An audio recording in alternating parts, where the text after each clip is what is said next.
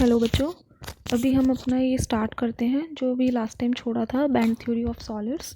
तो band theory of solids में हम कंडक्टर इंसुलेटर्स को और सेमी कंडक्टर्स को देखते हैं on the basis of energy bands. ठीक है, एनर्जी बैंड्स के उस पे हम कैसे उनको कैटेगराइज कर सकते हैं। तो इसे समझने के लिए भी ये बहुत ही इम्पॉर्टेंट टॉपिक है, पेपर में बहुत पूछा जाता है। अभी इसका मैं एक डायग्राम बनाऊंगी, ग्राफ, एनर्जी ग्राफ। ठीक है, वो बहुत ही अच्छे से समझना, जो आपकी एनसीईआरटी में है।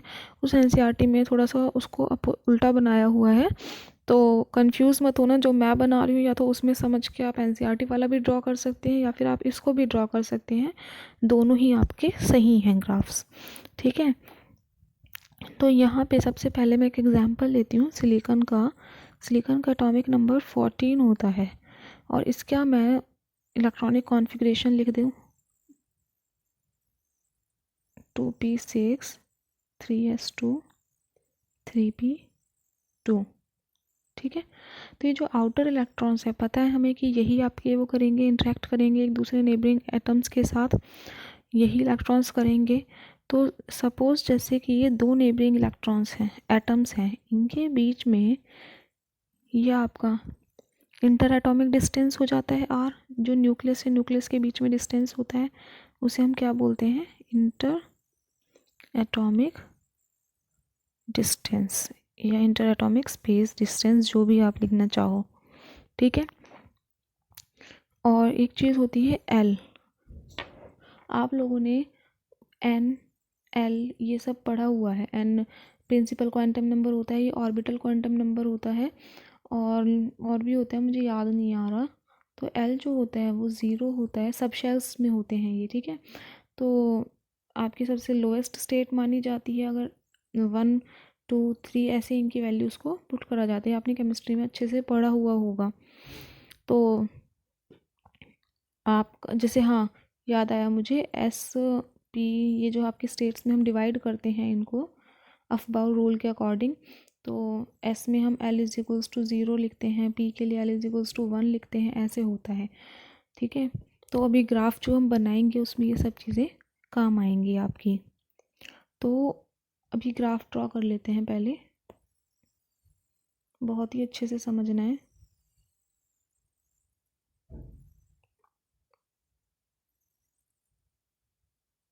मैंने यहाँ पे जो सिलिकॉन बनाया था आपका, ये, इसमें सिर्फ हमें ये दो चीज़ें देखनी है, 3s2 और 3p2। ये दो स्टेट्स मैं यहाँ पे लिखूँगी। और 3s2 के लिए जो हमारा l होगा वो 0 होगा, और p के लिए l हमारा क्या होगा, 1 होगा। ठीक है, मैं इनको यहाँ पे लिख रही हूँ। सपोज ये आपका 0 है l, 3s सब शेल के लिए, और यहाँ मैं बना रही हूँ l is equals to 1 3p सब शेल के लिए। ठीक है, तो जो ये l 0 है इसके अंदर क्या लिख सकती हूँ मैं, एक चीज़ और बना देती हूँ, यही बना लेते हैं 3s और 3p की स्टेट्स को हम ऐसे लिखते हैं ना, हाइब्रिडाइजेशन करते टाइम 3s2 को मैं ऐसे लिख दूँ इसके इलेक्ट्रॉन्स को, और 3p के इस टाइप से दो। पर आ कितने सकते हैं, 6 आ सकते हैं। देखो यहाँ पे ये 3s हो गया, ये आपका 3p हो गया, इसको हम 3px 3py 3pz करके भी लिखते थे। ठीक है, तो 3s में आपके दो इलेक्ट्रॉन्स की ही अवेबिलिटी है ना, और दो ही आपके फील्ड हैं, दो ही आपके इलेक्ट्रॉन्स फील्ड हैं। 3p में अवेबिलिटी तो आपके पास 6n की है, पर आपके पास फील्ड कितने हैं, ओनली 2n इलेक्ट्रॉन्स फील्ड हैं। ये हम पूरे क्रिस्टल की बात कर रहे हैं। आपका देखो यहाँ पे आइसोलेटेड है, और यहाँ पे मैं क्रिस्टल में दिखाऊंगी आपको। ठीक है, तो ये जो l इज इक्वल्स टू 0 है, ये आपके 2n है, 2n स्टेट्स, और फिल आपके 2n इलेक्ट्रॉन्स ही फिल हैं। यहाँ पे आपके 6n स्टेट्स हैं, और फिल आपके 2n इलेक्ट्रॉन्स हैं। ठीक है, तो अब क्या करना है हमें, यहाँ से जो ये एनर्जी लेवल्स हैं आइसोलेटेड सिस्टम में, मैंने आपको बताया था ये लाइंस की फॉर्म में होते हैं, तो ये इस टाइप से लाइंस की फॉर्म में है। अभी थोड़ा सा ड्रॉ कर लेते हैं।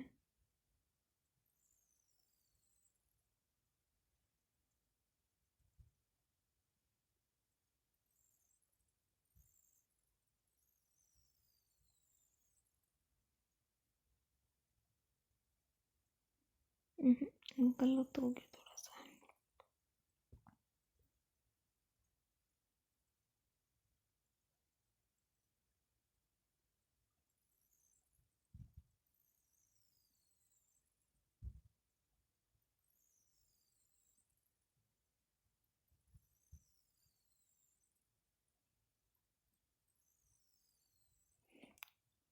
इस टाइप से हैं ये, ठीक है। तो अभी समझा देती हूँ क्या है ये, तो बस मैंने ड्रॉ कर दिया कि बाद में कभी गलत हो जाए। यहाँ पे जो ये दो मीट कर रहे हैं, यहाँ पे मैं एक लाइन ड्रॉ कर देती हूँ, इजी हो जाएगा समझाने में। इस लाइन तक देखो आपका आइसोलेटेड सिस्टम है जिसमें आपके जो एनर्जी लेवल्स हैं वो डिस्क्रीट एनर्जी लेवल्स होते हैं, ये सब, ठीक है। ये आपके क्या है, डिस्क्रीट एनर्जी लेवल्स हैं।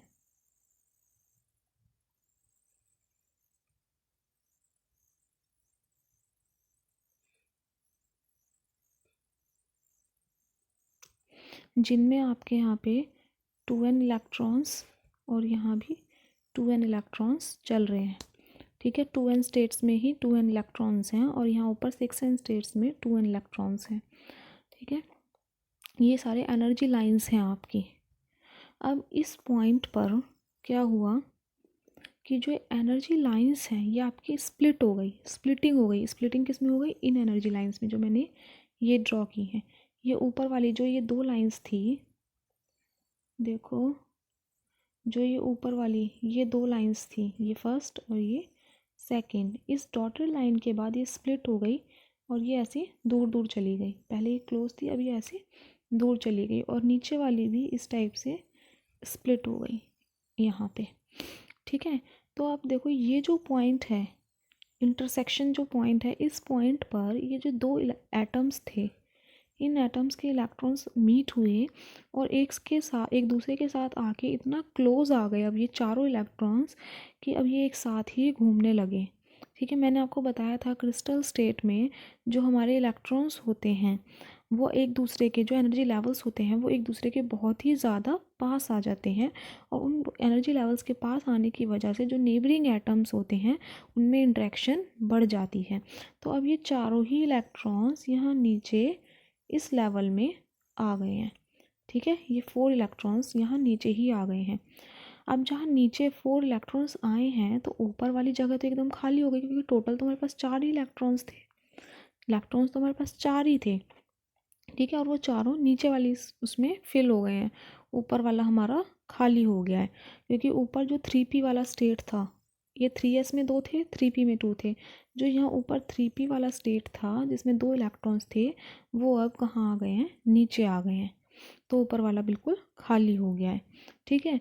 तो जो ऊपर वैकेंट स्पेस है हमारा, ये वैकेंट एनर्जी बैंड्स हैं जो हमारे, इनको हम बोलते हैं कंडक्शन बैंड, ठीक है। और नीचे जहाँ 4 इलेक्ट्रॉन्स हैं, जहाँ पे आपके पास इलेक्ट्रॉन्स इनिशियली प्रेजेंट होंगे क्रिस्टल्स में, वो आपका होगा वैलेंस बैंड। अब आप सोचोगे ऊपर खाली है तो ऊपर हमने कंडक्शन क्यों लिखा, क्योंकि जब हम इन नीचे 4 इलेक्ट्रॉन्स को कहीं से एनर्जी देते हैं, ठीक है, या किसी भी प्रोसेस के थ्रू ये इलेक्ट्रॉन्स को जब हम इनपुट देते हैं तो ये इलेक्ट्रॉन्स अपना इस वैलेंस बैंड से क्या हो जाते हैं, जंप कर जाते हैं कंडक्शन बैंड में। और फिर कंडक्शन बैंड में इलेक्ट्रॉन्स के मूव करने की वजह से यहाँ पे कंडक्टिविटी स्टार्ट हो जाती है, ठीक है।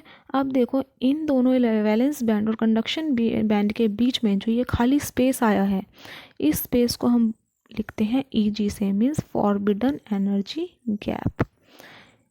एनर्जी, फॉरबिडन एनर्जी गैप क्या चीज़ है, this is the gap between the valence band and the conduction band, forbidden energy gap. ठीक है, ये बहुत ही इंपॉर्टेंट डायग्राम है, अच्छे से समझ लो, वीडियोस को बार बार पीछे आगे करके देख लो, ना समझ आए तो आप यूट्यूब से भी ट्राई कर सकते हैं, मेरे से व्हाट्सएप पे भी पूछ सकते हैं, पर ये समझना बहुत ही ज़्यादा ज़रूरी है।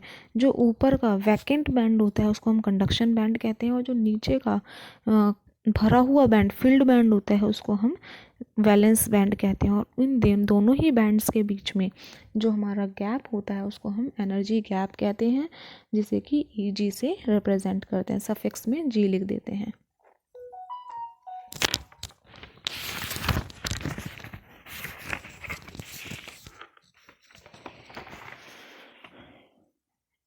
इसको वैसे भी थोड़ा ड्रॉ करके दिखा देती हूँ आपको।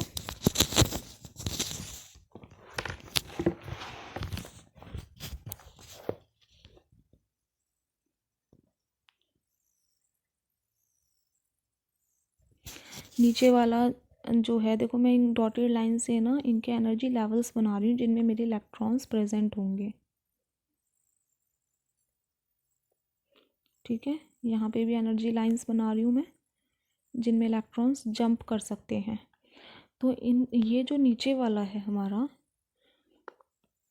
ये होता है वैलेंस बैंड, जिसको मैं ईवी से रिप्रेजेंट कर रही हूँ। ऊपर वाला होता है कंडक्शन बैंड, जिसको मैं ई सी से रिप्रेजेंट कर रही हूँ। इनके बीच का जो ये खाली गैप है इसको लिखते हैं E G, which is a gap, energy gap. ठीक है, फॉरबिडन एनर्जी गैप। अब जो ऊपर वाला होता है ये हमेशा कैसे रहता है, एम्प्टी रहता है स्टार्टिंग में। नीचे वाला जो होता है वो फील्ड होता है। सिलिकॉन का एग्जाम्पल मैंने लेके आपका वो ग्राफ बनाया था, तो सिलिकॉन के एग्जाम्पल के अकॉर्डिंग इसमें क्या होंगे, 4n स्टेट्स अवेलेबल हैं और 4n इलेक्ट्रॉन्स इसमें फील्ड हैं।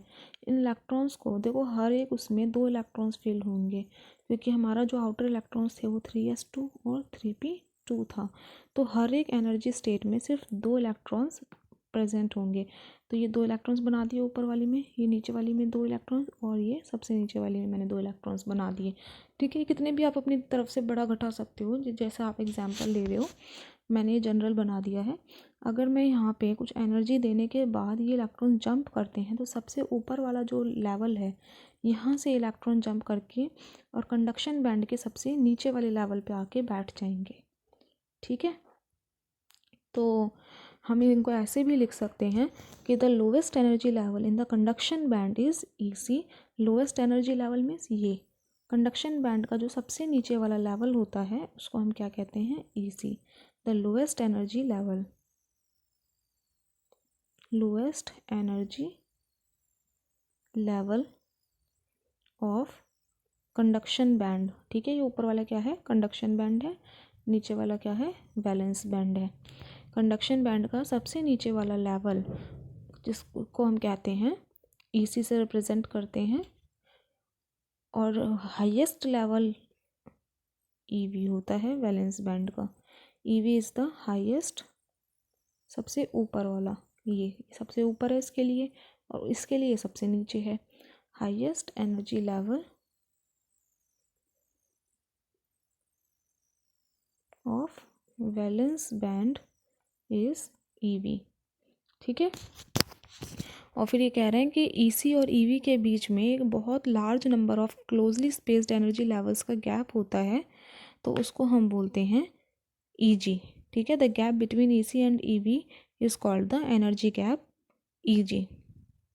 अब देखो, जो ये एनर्जी गैप है मैंने आपको बताया था, आप सोच रहे होगे कि मैम तो कह रही थी कि कंडक्टर, इंसुलेटर और सेमी कंडक्टर्स को हम एनर्जी बैंड्स के बेसिस पे डिफरेंशिएट कर रहे हैं, बट अभी तक तो उन तीनों का कोई जिक्र नहीं हुआ।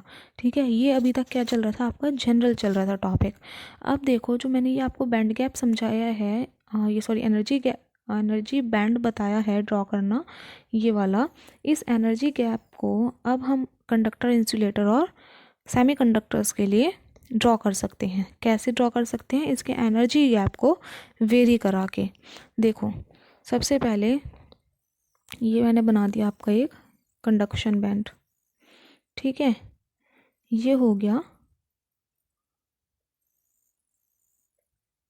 ये हो गया वैलेंस बैंड। ठीक है, इनके बीच में ये एनर्जी लेवल्स हैं इनके। ये क्या है, इसका एनर्जी गैप हो गया। ये इसकी जो नीचे वाली लाइन है ये हो गई EC, ये इसका ऊपर वाला एनर्जी लेवल इज़ EV। ठीक है, तो अब देखो इनके बीच में बहुत ज़्यादा डिफरेंस है। इनके बीच में जो एनर्जी गैप है वो क्या है, बहुत ही ज़्यादा है, which is greater than 3 electron volt. तो जब हमारा energy gap greater than 3 electron volt होता है, मीन्स हम यहाँ पे ऐसा मानते हैं कि 3 इलेक्ट्रॉन वोल्ट बहुत ही ज़्यादा एनर्जी गैप हो जाता है। मैंने आपको बताया था 1 इलेक्ट्रॉन वोल्ट में 10⁻23 एटम्स या 3 एनर्जी लाइंस होती हैं। तो आप सोचो 3 इलेक्ट्रॉन वोल्ट्स में 3 टाइम्स हो जाएंगी, और इसका तो वो बहुत ही ज़्यादा गैप हो जाता है between the valence and conduction band. तो अगर गैप ज़्यादा होगा तो वो कैसे इलेक्ट्रॉन्स यहाँ से यहाँ पे जंप कर पाएंगे, तो कंडक्शन नहीं होगा। तो इसीलिए ये किसका केस हो गया, इंसुलेटर का केस हो गया। ठीक है, तो अगर आपका एनर्जी गैप ज़्यादा होगा, ठीक है, और वैलेंस बैंड में आपके इलेक्ट्रॉन्स प्रेजेंट होंगे, यहाँ पे अगर आपके इलेक्ट्रॉन्स प्रेजेंट होते हैं पर आपका जो कंडक्शन बैंड है ये बिल्कुल खाली पड़ा है, तो इट मीन्स ये क्या है, आपका इंसुलेटर्स है, जहाँ पे इलेक्ट्रॉन्स आपके मूव नहीं कर रहे हैं। ठीक है,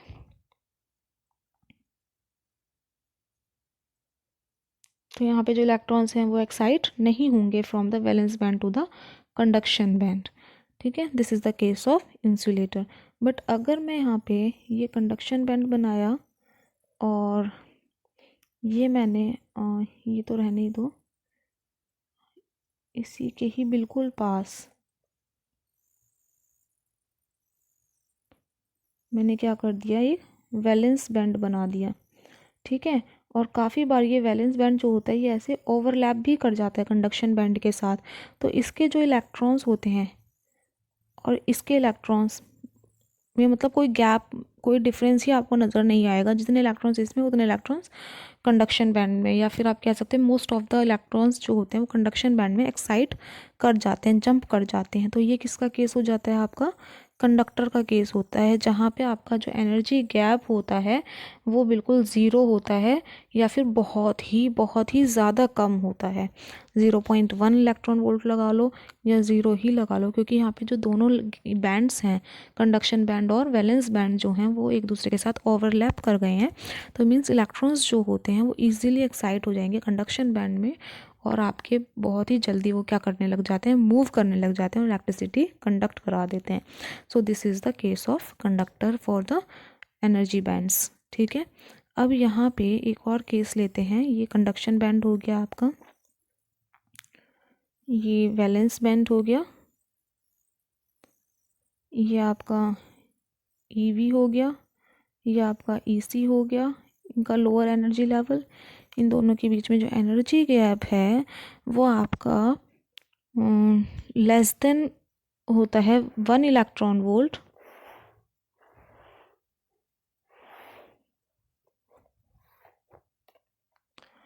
लेस देन होता है 1 इलेक्ट्रॉन वोल्ट से। ठीक है, या फिर हम कह सकते हैं 1 और मतलब सॉरी ग्रेटर होता है 1 से।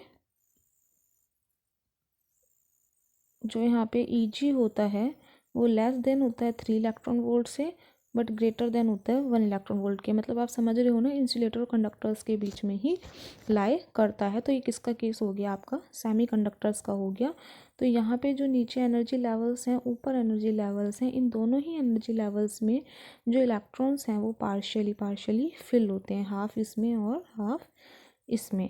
ठीक है, तो इसीलिए ये क्या करते हैं, चार्ज कैरियर्स को एक लिमिट में कंडक्शन बैंड में क्या करवा देते हैं, एक्साइट करवा देते हैं, और उसी की वजह से हमारा जो करंट होता है वो फ्लो करने लग जाता है।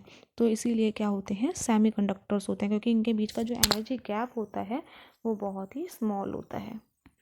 ठीक है, तो एज अ कंडक्टर और एज अ इंसुलेटर दोनों की तरह ही ये बिहेव करते हैं।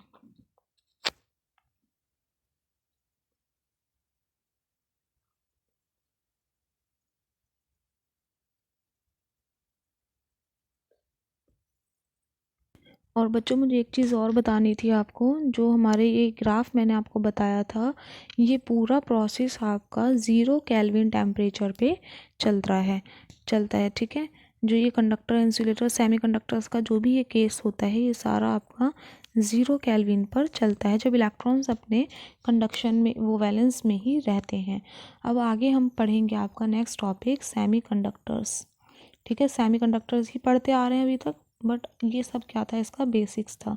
तो अभी सेमीकंडक्टर के टाइप्स पढ़ेंगे, जो होता है एक इंट्रिंसिक और दूसरा होता है एक्सट्रिंसिक। तो वहाँ पे देखेंगे इस टेम्परेचर का रोल भी।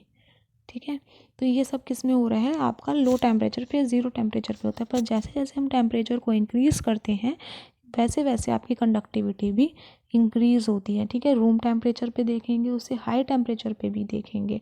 तो इंट्रिंसिक और एक्सट्रिंसिक सेमीकंडक्टर्स आपका नेक्स्ट क्लास में करते हैं।